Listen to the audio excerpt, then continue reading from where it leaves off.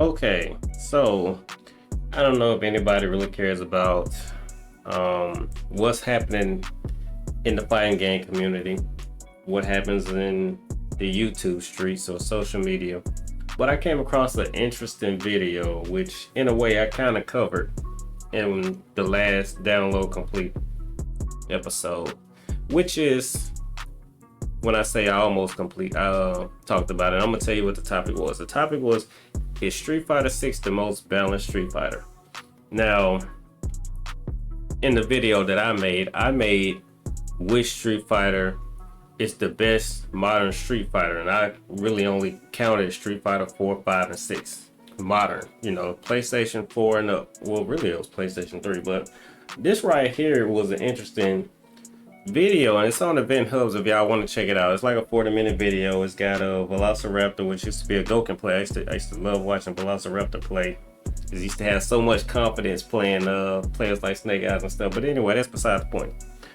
I found it mighty odd that they said that this Street Fighter was the most balanced Street Fighter, and they all agreed across the board. And I thought that was mighty weird, because I couldn't disagree more. So, the most balanced Street Fighter. Alright, now I just so happen that you're gonna hear me clicking in the background because I did my homework. Alright, I just so happen to create a little spreadsheet, and what I came up with is some percents for y'all. I have the percents of the low tier characters, the percent of mid tier characters in the game, and the percent of what the majority of people consider the high tier. So I have is 28% low tier characters in this game. Low, I mean, you know, low. I'm not even like going on possibly low. I'm talking about guaranteed low. The ones that could be low, I got them in mid. I got 33% of the cast is mid tier, and 39% of the cast is high tier. Okay, now we don't have to go over who the characters are, because everybody know when I say high tier who we talking about, and everybody know when I say low tier who we talking about. So the only thing that could be in question is the mid tier. But let's just say if you know what the high tier is, then the ones that I'm not including are the mid tier. So because I don't want to bog us down with the characters just yet. Okay, so now going on, is this the most balanced Street Fighter? Again, I found that mighty odd, because let's just be honest, some characters in this game are so weird that you even question how they even made it to this game. Okay, let's start with JP. Okay, JP is, in my opinion, my limited experience of Street Fighter, the most broken Street Fighter character I've ever seen. And this don't got nothing to do with winning or losing. This just has to do with Street Fighter rules that I seen established over the years that I see with him being broken. Okay, JP can have 3 different types of fireballs on the screen at the same time. I think that's odd. And I'm gonna tell you, I'm almost positive Dalzim cannot have 2 fireballs on the screen at the same time. Not to my knowledge. In no Street Fighter. Akuma can't. Really, I can't think of no character that can even have 2. Guile is like the only character that I can think of that could have 2. Because if you want to count Sonic Blade, even though I guess you would count Sonic Blade. So Guile having 2 fireballs on the screen at the same time. He can have a Sonic Blade, and then it basically turns into a Sonic Boom. But if you want to count that all 3 can hit you, being, you know, if it's an EX or whatever, then I guess you could count that. Really, I want to say you can only have a Sonic Blade and a Sonic Boom on the screen at the same time. The Sonic Blade becomes the Sonic Boom. So that's why I really want to say JP is the only character I've ever seen with multiple fireballs on the screen at the same time. Let's not stop there. Most characters have to decide what they're going to do when they do a special move. When JP does Departure and the portal comes up, he can literally decide whether he wants to jump through the portal or not. He doesn't have to commit to anything he does in this game. So if he does a portal, he can wait for the stalactite to come out and hit you. He can speed the stalactite up, which is cheap, or he can jump through it if all else fails. Now, JP, even after having those, also has a fireball that can be a mid. Let me use my Mortal Kombat terms. It could be a mid, it could be an overhead, or a low. That's not enough yet. Not even through. JP also has a command grab. Okay, a full screen projectile command grab. Just in case you start dealing with his projectiles too much. Then he has, in my opinion, what's one of the most broken fireballs in any fighting game, a ground pound. So he has stalactites that come up out the ground. So he can literally trap you down in fireballs while not putting himself at any risk. Then on top of that, the man has a command throw. I mean, not a command throw, an air grab. Okay? These are things that most characters in Street Fighter, Gal has a air throw. Gal has pretty good projectiles and Gal has an air throw. Gal has always been the most, to me, the most close to broken zoner in Street Fighter, mainly because of his recovery on his Sonic Boom. Then he's always had good anti-airs. JP beats him at that because JP is a better zoner with an air grab, with one of the best anti-airs in his crouching hard punch, and he has a air throw. Okay, I'm getting into broken because we're trying to explain that this game, in my opinion, is not the most balanced game. So you have a high tier, which I just wanted to rant about JP for a little while. You have a high tier that is so far from the low tier. Low tier being, let's say, Manon. Y'all my favorite Manon. I'm gonna bring up Manon every time. You got mid tier, like when I say Manon literally has no plus frames on her normals. Not one move ends plus. Then on top of that, she doesn't have her drive rush, which adds +4 to her frame advantage. She still cannot create a frame trap. The closest gap she can get is to use her crouching medium punch twice and get a 4-frame gap. Okay, or maybe if you want to, okay, and maybe I'm cheating, because maybe you could do a crouching, a standing jab into another standing jab. If you just really want to count that as a frame trap, then yes, she can frame trap you with 2 jabs. But essentially, no other character has to stoop that low to even get a frame trap. But Manon, off her normals, in no way can she get them. There's only the hope off a drive rush. All right, and that's what I'm saying. Even off the drive rush, it would have to be a jab, because her buttons are so slow. A 10-frame medium kick. All right, a standing roundhouse that's, I mean, it doesn't even hit people out the air. I know if anybody's seen DJ's back medium kick, it's going to anti-air you and overhead you. Or at least I think it's overhead. I don't know. But when we talk about DJ, we talk about how fast this drive rush is. I know people talk about it, but if you haven't experienced it, it literally is instant transmission. Like, you cannot react to it. All right. You have DJ with a drive rush that you cannot react to, and then you have Manon with a drive rush that is useless. All right, her drive rush is only there for continuing combos. You cannot use it neutral in the neutral. Okay, I mean, you may be able to sneak a command throw in if you're that close. Let's see who else is on the cast. So Ken, corner carry, out of this world. Ken can carry you from one corner to the next. What is it? Ryu, who's practically the same character, no corner carry ability at all. And this is what I'm getting at. The low tier have none of the tools that the high tier have. Okay, Ken, high tier, can combo an EX fireball into drive rush into continuing with normals. We're talking about being balanced, y'all. Ken can combo you from a fireball and go into, I mean, literally drive rush and continue and actually land a combo. Okay, the character he's a complete clone of, Ryu, cannot. And to that point, most characters cannot. So I don't know if you want to call that broken. I'm just saying the game isn't balanced. I'm just saying what the high tier characters have, the low tier characters have nothing of the sort. They can't even relate. They don't even understand. I mean, I'm speaking in relative terms, but the low tier characters you can't even adapt to what they can do and use some form of it. Manon cannot frame trap you. That's why B just pressing crouch and jab is so effective against her, because she cannot frame trap you. She's always negative, while basically everything DJ does frame traps you. And for him to do, I'll give you an example. For DJ to do a drive rush, if I'm not mistaken, on his back medium kick or forward medium kick, whatever it is, he's +6. So all of a sudden, DJ, who's already good off drive rush, who can already drive rush up to you and jab, and you can't react to it, or if you know it's coming, you drive rush and he can grab you, which basically gives him a command grab because it's unreactable.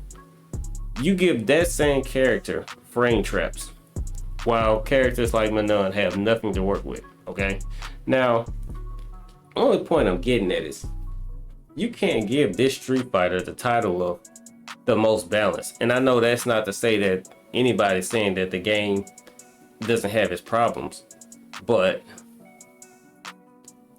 it's mighty hard to say a game that's so, the rich are so rich and the poor are so poor, to really call this game balanced. When you say balanced, you would really be saying that every character is a viable option, and they're not.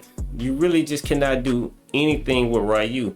You as a superior player could possibly win with Ryu, but a player of equal understanding of the game, if they pick Ken and you pick Ryu,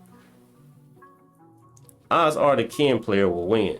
The odds are the character will carry Ken. And the point is the game is balanced, or the most balanced Street Fighter, which I would have said the most balanced Street Fighter would have been the original Street Fighter 5. But what do I know? I mean, I didn't even play the game, but I felt like that game was balanced, but it wasn't a good game. So saying that it's balanced really isn't saying much of the game. But I did think that Ultra Street Fighter 4 ended up in a good space.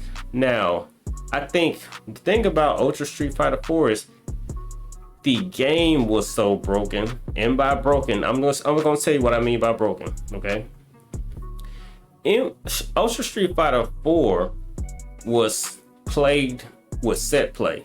Okay, when you knock somebody down, there was a setup because of how the knockdowns work. Now, I didn't have a problem with it, but people hated the knockdown, so they tried to give us delayed wake ups, and obviously you already had your FADC, you could wake up with a DP canceler and stuff, but they try to give you hope of getting up off the ground. Now, it just is what it is, but a lot of Street Fighter 4 was, I'm not gonna say unblockable, ambiguous cross-ups, setups. Basically, when they knock you down, characters, because of hitboxes, could hit you on one side and fall and land in front of you, even though they hit you from behind. Yes, it was broken, but the game was evenly broken. I'm talking about the game itself was broken. Now, I know in the Events Hub video, they talked about Elena and hitboxes and stuff like that. Well, that's just a part of the game. You know what I mean? Like, I can't really say that this game don't have those kind of issues, because I see hitbox issues in this game, but I get it. Nothing can compare to Elena. And you could complain about healing, but I mean, it's just kind of hard to say that you can complain about healing when you got JP in this game. Like, healing, like if I had to ask myself which is more broken, healing or JP and all his tools, I have to say JP and all his tools. Like Elena, well, if I had to pick Elena or JP, I'd have to say JP is more broken.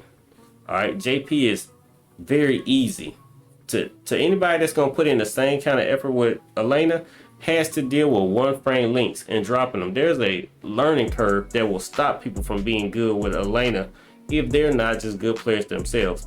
But JP, a player that's, I don't call him brain dead, but just not very good at gaming, could still be using a broken form of JP. Okay, so JP, I'm not gonna say Jury is that good, but JP, Ken, and Cammy, I think those characters are neck and shoulders above really most of the cast. And DJ is in there because of tools DJ has. And like I said, I got 7 high tier characters. 7. Gao, Let's see. Yeah. And Jury. Like I said, I don't know. I can't really say. I love Jury's Drive Rush is one of the main reasons why she's in there. But you just don't see a lot of people picking her. But the low tier, the low tier is really low tier. Jamie, Lily, Ryu, Zangief, and what is it? Snake Eyes wins a Capcom Pro Tour, and all of a sudden people think Zangief is a decent character. Not if you think about the things that the basic characters can do with just Drive Rush. That Zangief cannot do with Drive Rush. Drive Cancel. He just don't even have those options because of how they made the character. So when you say the game is balanced, what I know you're not saying that the game is balanced. You're asking, is it the most balanced? And I just honestly think that should just go to Street Fighter V. I just think Street Fighter V out the gate was probably the most balanced Street Fighter. It's not saying it's the best one, but it's just the most balanced. And I would have put Street Fighter 4 above this game. Original vanilla Street Fighter 4 and it's Broken Sagat. I would have put it over because those characters were broken too. And it was before all the setups, but you really just can't say you can't say what was possible in that game because of what we could do. We didn't know what was possible, so you don't know whether the game was balanced or not. So I guess you just kind of got to go with Ultra, a completely learned game. While this one, even the 2 months of knowledge that we have, it's just ridiculous what the rich can do on this game, rich meaning the high tier, and what the low tier characters cannot do. So I just would not say that this is the most balanced game. I wish I was on the show so I could debate with these guys, and I would love to hear their input on why Street Fighter V was out of the question, because people brought it up and nobody agreed that Street Fighter V was not the most balanced. Original Street Fighter V, vanilla. I say vanilla. Now, I don't know how the game ended. I hear about Luke, but you only name one character in this video. They only named Luke. So if Luke was a problem, that's no different than JP being a problem. So, problematic. I don't mean being a problem as in nobody can beat him. I'm saying problematic. The character needs to be balanced. Now, you can give him some things. You can take away some things. Well, hopefully you don't give him anything. But you could take away some things without actually just completely destroying the character. But I guess you really can't touch him, but maybe if you can't touch him, you gotta lower his health. There has to be some balance to all the gifts he's given. His Super 2? Come on, man. His Super 2? Are y'all serious? Capcom, are y'all serious? Not Capcom. If he was in Mortal Kombat, I wouldn't have thought nothing of it. I really wouldn't have. But in Street Fighter, he is super unbalanced. And I'm just saying that he could have been a good character without them giving him all these things. Even if you just took the command throw, it wouldn't be enough. Even if you took the command throw out of his arsenal, it wouldn't be enough. His stalactites from the ground are already problematic by themselves because of how fast they are. Because of how his recovery works. He literally, if I had to say what flaws JP has, I would say he has none. All strengths, no weaknesses. Literally no cons. None. I like his buttons. I like his jumping medium punch goes halfway across the screen. Jump forward medium punch with him and see what I'm talking about. You won't see it in the tournament because who's got time to jump with JP when you can be using all his other tools? But that's my take on it. I would love to know y'all opinion. I just brought this up because I saw it in an Events Hub video. I watched the whole thing. I didn't agree with the Young thing. I didn't agree with the Elena thing. I'm not saying those characters weren't good, but I'm just saying, like, the things that you speak about them. Ken's low punch dragon punch was hard to punish in Street Fighter 4. Nobody complained about it. It's hard to punish anything DJ does, in my opinion. I don't complain about it. But JP, that's just, we just gotta talk about it. You don't even have to fix him. But other characters gonna need some buffs to make up for it. That's all I'm saying. Before we can call this game balanced, you need to do some tender love and care to Zangief, Ryu, Lily, Jamie. Gotta fix something with Jamie and Manon. Alright, and Dalzim. Dalzim is a zoner who's forced to rush down. And it just doesn't fit. It just doesn't fit. Dalzim does not work in this game. I get it. Some people think he's mid tier. Some people think he's high tier. The results say more than anything, he's low tier. All right, that's just my opinion. Let me know what y'all think.